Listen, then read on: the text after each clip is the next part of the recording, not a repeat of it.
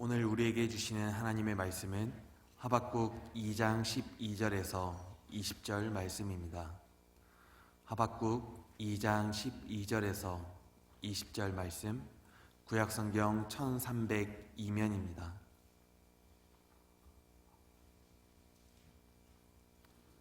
하박국 2장 12절에서 20절의 말씀입니다.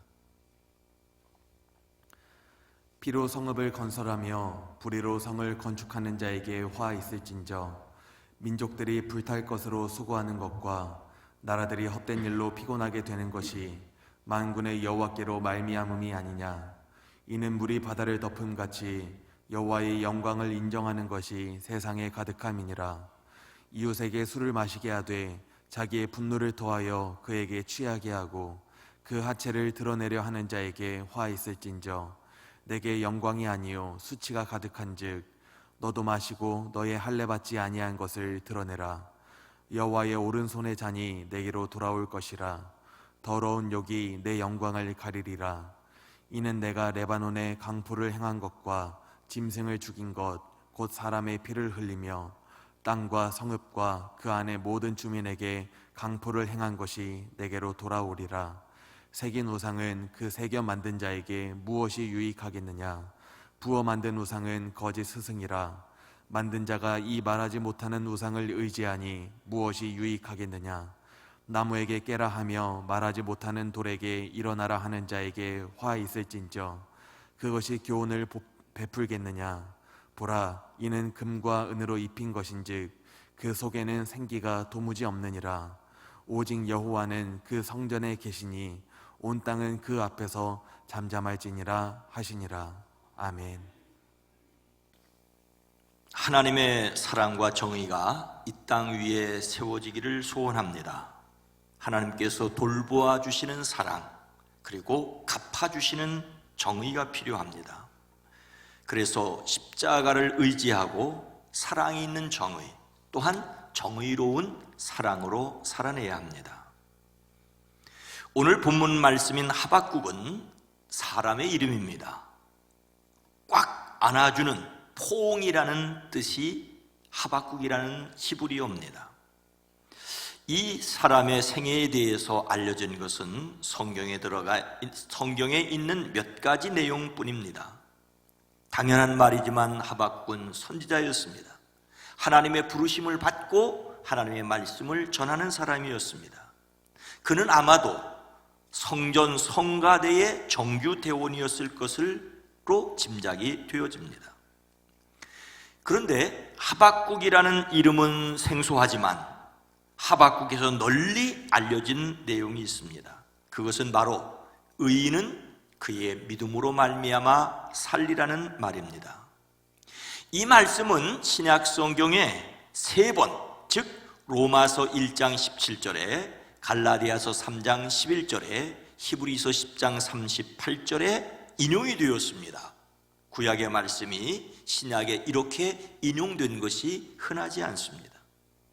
특히 말틴 루터의 종교개혁으로 널리 알려진 말씀이지요. 선지자 하박국이 의인은 그의 믿음으로 말미암아 살리라고 기록한 데에는 그의 독특한 신앙적 입장이 있었습니다. 하박국은 세상에 흘러넘치는 악을 불평할 뿐만 아니라 심지어 그런 악을 거룩하신 하나님이 어찌 그냥 두고 보시냐고 하나님께 따지는, 어떻게 보면은 참으로 불순하기조차 한 사람이었습니다. 하박국은 하나님을 향하여 어찌하여 나로 불의를 보게 하십니까? 어찌하여 악을 그대로 보기만 하십니까? 약탈과 폭력이 제 앞에서 벌어지고 있고 다툼과 시비가 그칠 사이가 없습니다라고 불평하였습니다. 어쩌면 오늘 이 세상을 살아가는 저와 여러분들이 하나님께 항변할 수 있는 얘기입니다. 그런데 하박국의 불평에 하나님이 곧바로 응답하셨습니다. 이제 내가 바벨론 사람을 일으키겠다. 하박국이 왜 악한 자를 그냥 두십니까? 라고 불평하자 하나님께서 바벨론을 들어 유다를 심판하시겠다고 하십니다. 그러자 하박국은 이번에는 악인이 자기보다 더 의로운 사람을 삼키게 두시려는 것입니까? 더 악한 자 바벨론을 들어서 덜 악한 자 유다를 무자비하게 멸망시키는 것이 과연 옳습니까? 라고 또 하나님께 따집니다.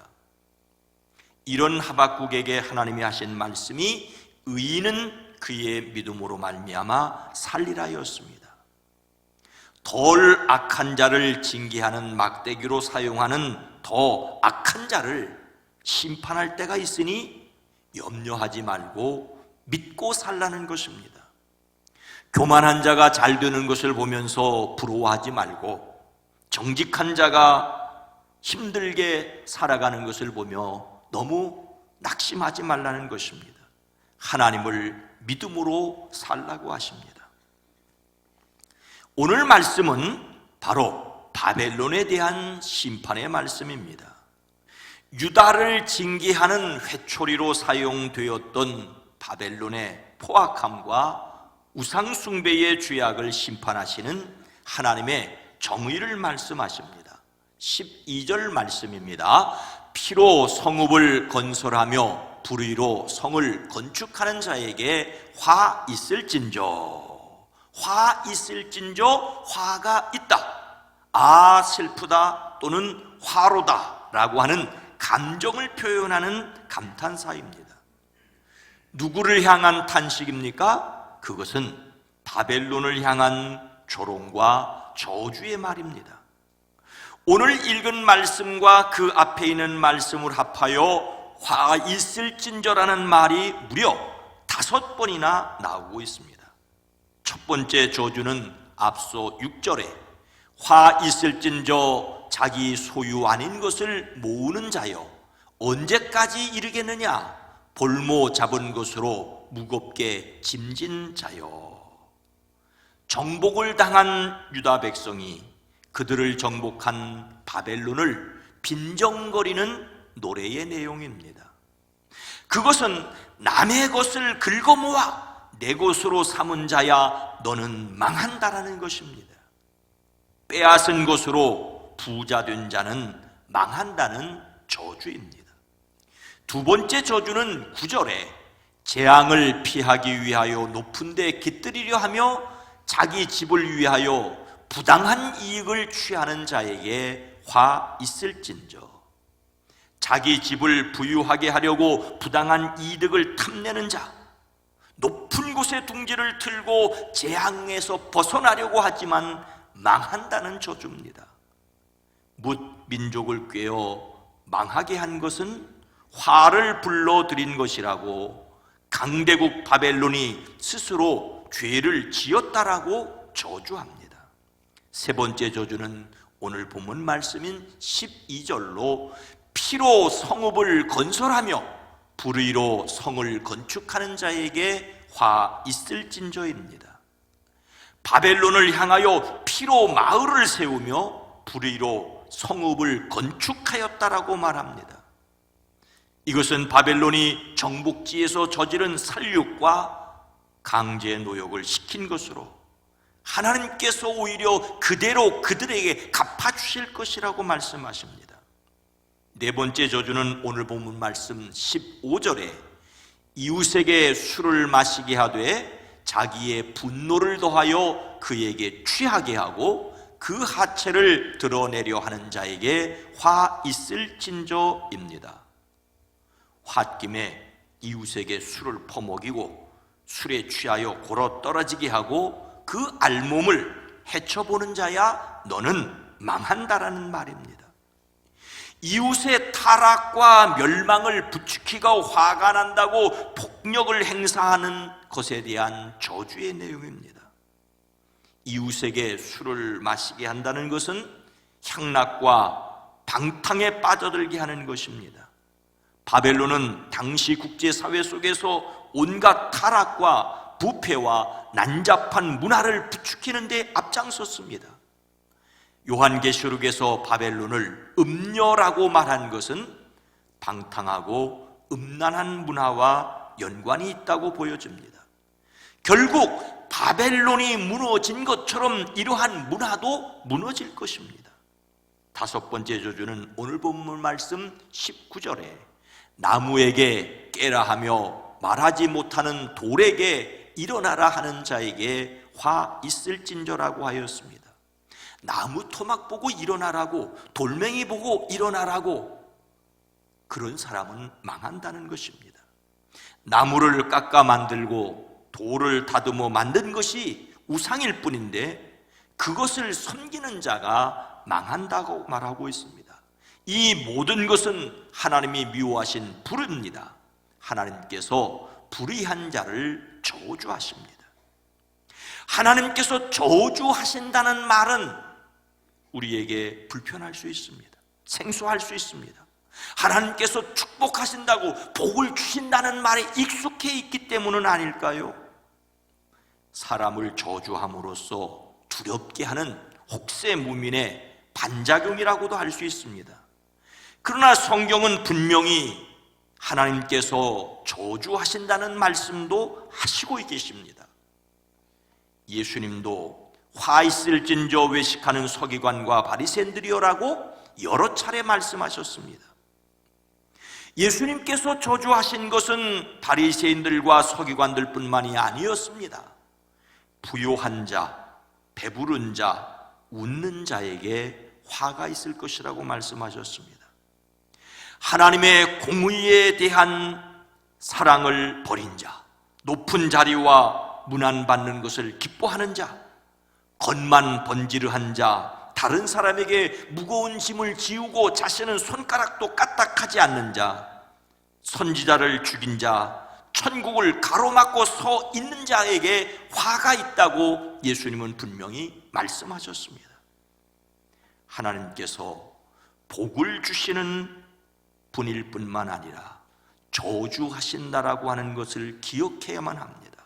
그래야만 우리는 바른 삶으로 나아갈 수 있습니다. 하나님의 갚아주심을 두렵게 느끼는 사람들이 되어지기를 주의 이름으로 축복합니다. 하나님께서 이렇게 저주하시는 이유가 무엇입니까? 19절 후반절입니다. 그것이 교훈을 베풀겠느냐? 보라, 이는 금과 은으로 입힌 것인즉 그 속에는 생기가 도무지 없느니라. 우상이란 사람이 새겨서 만든 것이나 부어 만든 것입니다. 우상의 본질은 사람이 만들어서 하나님이라고 섬기는 것입니다. 사람이 만든 모든 것이 우상은 아니지요. 사람은 손을 사용하여 많은 것을 만들어냅니다. 마음에 여러 가지 꿈을 꾸고 이성을 사용하여 수많은 생각을 조리 있게 표현하려고 노력합니다. 하나님께서 사람에게 지식을 주셔서 생각하게 하셨고, 감정을 주셔서 느끼게 하셨고, 의지를 주셔서 행동하게 하셨습니다. 보고 느끼고 생각하고 활동하고 만들어가는 것이 사람다움입니다. 문제는 자신이 만든 것을 자화자찬하고 숭배하기 시작하는 것입니다. 자기 자신에게 심취한 사람이 힘을 가졌다고 자기만을 따라오게 하는 것이 또 다른 우상숭배의 내용입니다. 바벨론은 실로 당시 세계에서 가장 두려운 나라였습니다. 그들이 섬기는 우상은 그들에게 강력한 힘을 제공하는 것처럼 보였습니다. 그러나 그것은 사람이 만든 것에 불과하였습니다. 바벨론 제국도 사람이 만든 것에 불과하였습니다. 무너지고 불타 사라질 것이었습니다. 그래서 그것을 섬기는 사람도 불쌍합니다. 바벨론 제국은 오래가지 못하고 페르시아에게 멸망하고 말지 않았습니까? 사람이 부어 만든 우상에게 절하며 섬기는 행위는 그 사람을 잘못된 길로 인도하는 지름길입니다. 그 결국은 멸망입니다. 그렇게 될 수밖에 없는 첫 번째 이유는 우상은 교훈하지 못하기 때문입니다.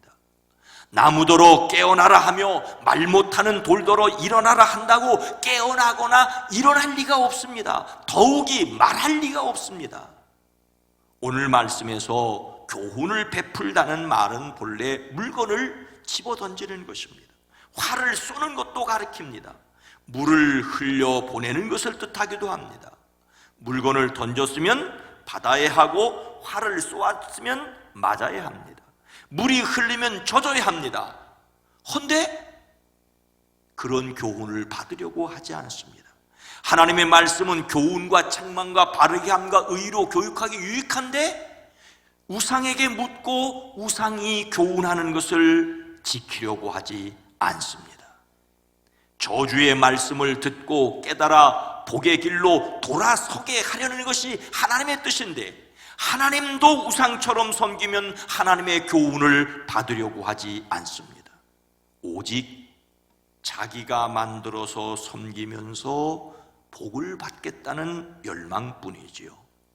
음성을 듣고 돌이켜 회개하는 마음이 없습니다.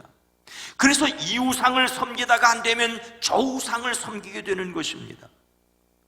우상을 섬기는 사람이 멸망받을 수밖에 없는 두 번째 이유는 우상에게 생기가 도무지 없기 때문이라고 말하고 있습니다. 우상은 숨을 쉬는 호흡이 없습니다.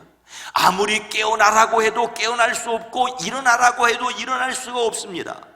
사람의 말을 듣고 복도 저주도 우상은 내릴 수 없습니다.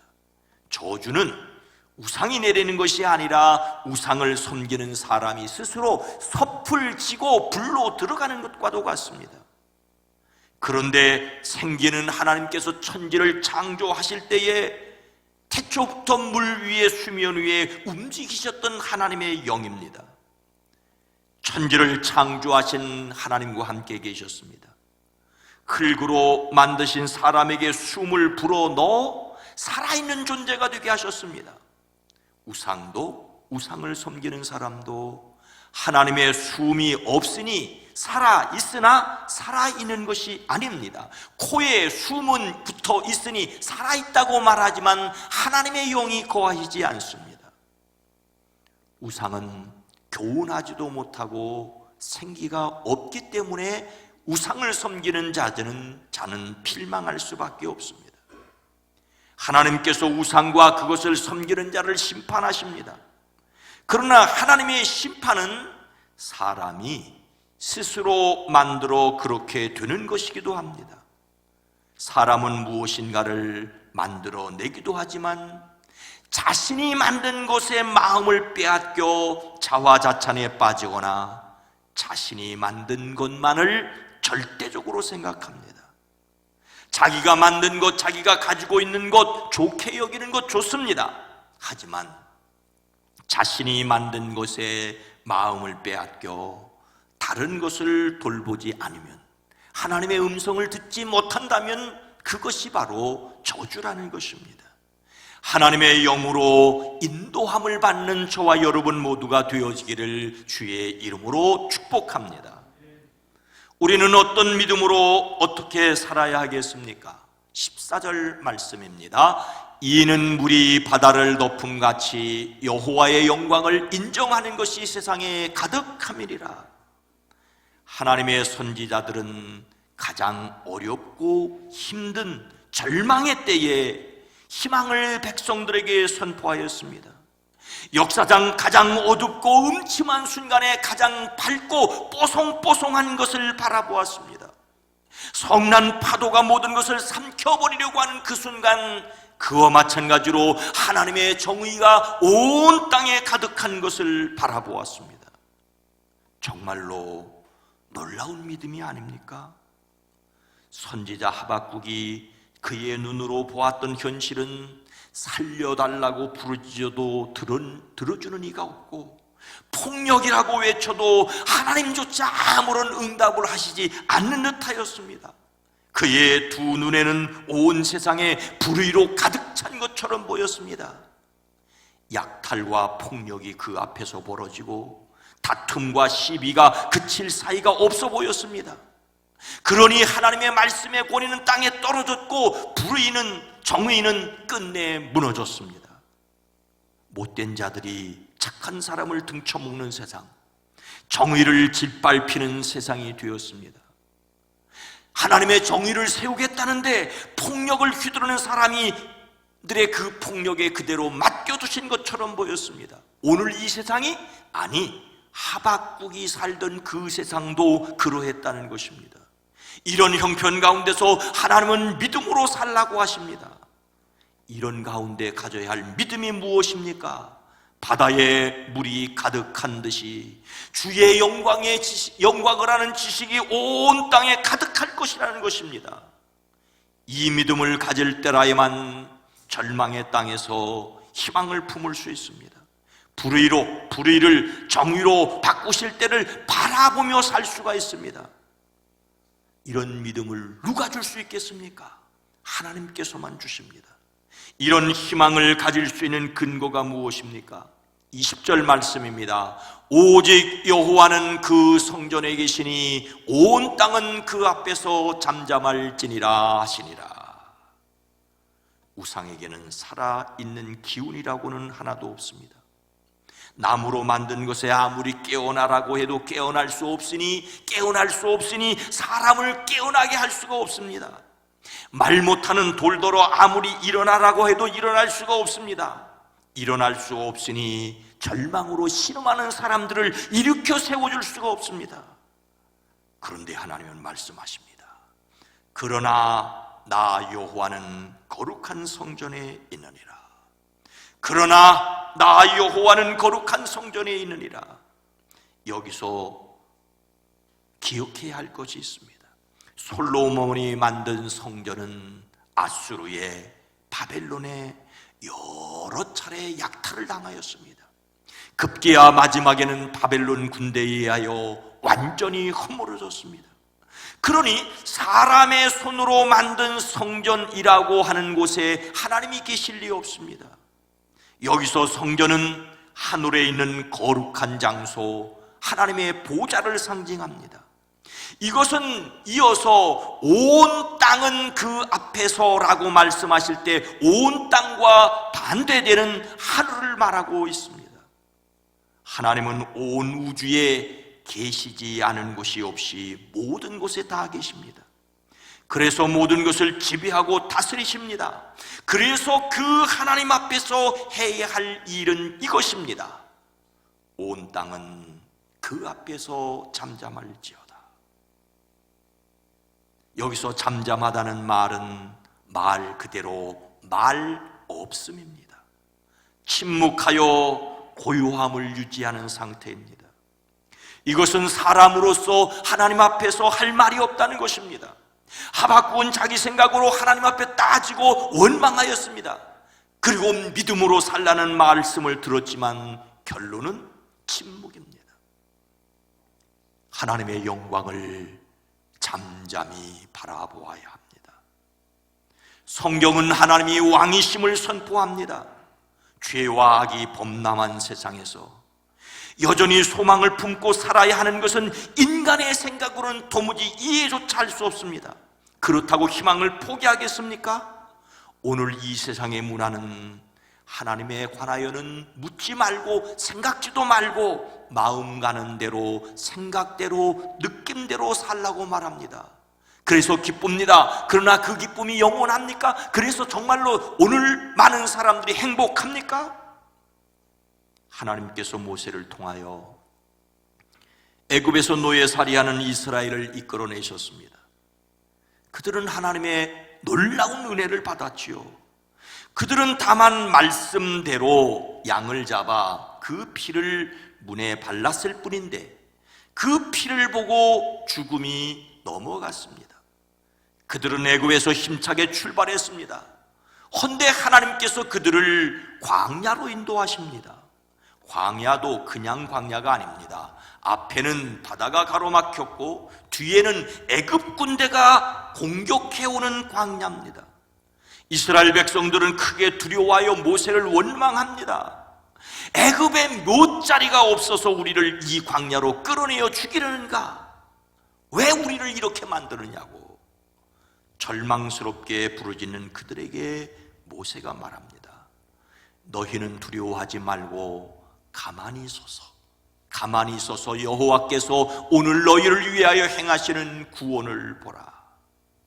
사람이 아무것도 할 수 없다고 생각할 그때에, 자신의 힘으로 도무지 해결할 수 없다고 느껴질 그때에 하나님 앞에서 항복해야 합니다. 잠잠히 서서 기다려야 합니다. 사랑하는 성도 여러분, 11층에 사는 여자가 괴로운 세상을 하직하기 위해 옥상에서 뛰어내렸답니다. 뛰어내리면서 그는 보았습니다. 11층에서 10층 창문에는 평소에 금실 좋고 화목해 보이던 부부가 보였는데 싸우고 있었습니다. 9층에는 항상 맑고 밝고 유쾌하고 잘 웃던 남자가 혼자서 울고 있는 것이 보였습니다. 8층에서는 남자들과는 말도 하지 않고 도도하게 굴던 여자가 옆집 남자와 바람 피우는 것이 보였습니다. 7층에서는 건강하다고 자랑하던 여자가 여러 가지 보약을 먹고 있는 것이 보였습니다. 6층에서는 돈 많다고 늘 자랑하던 남자가 일거리를 찾는 신문을 뒤적이는 것이 보였습니다. 5층에서는 듬직하고 깔끔했던 남자가 여자 속옷을 입고 희죽거리는 변태를 보았습니다. 4층에서는 원앙 커플로 엄청나게 사랑했던 연인이 헤어지며 서로 많이 차지하려고 싸우려는 것이 보였습니다. 3층에서는 노인정에서 할머니들과 관계가 복잡했던 할아버지가 혼자 한숨 쉬고 쓸쓸한 모습이 보였습니다.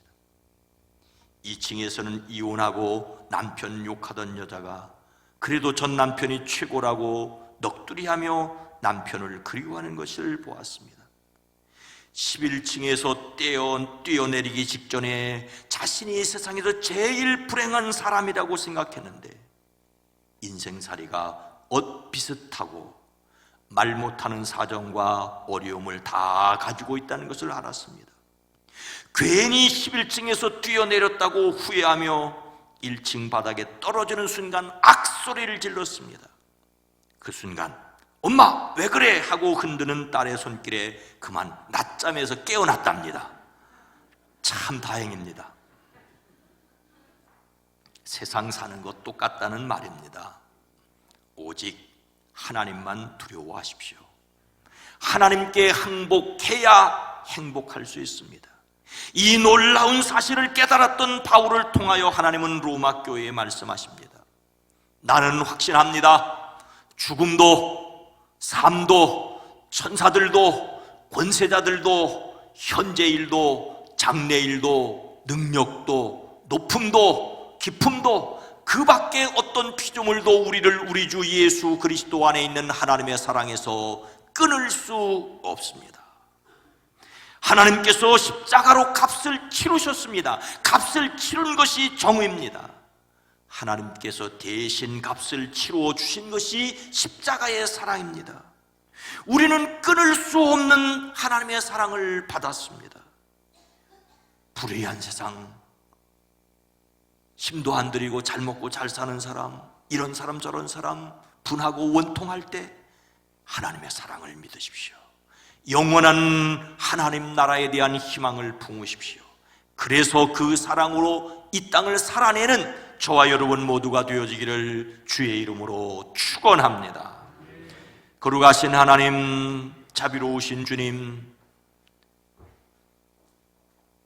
우리가 이 세상을 바라보며 원망하고 불평하고 한탄하고 심지어는 하나님 이럴 수 있습니까? 라고 하는 것이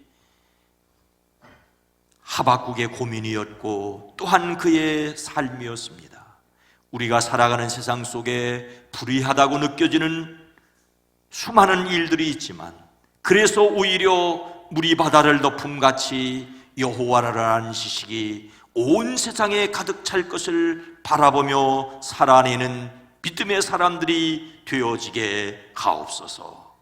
예수님의 이름으로 간절히 기도드리옵나이다. 아멘.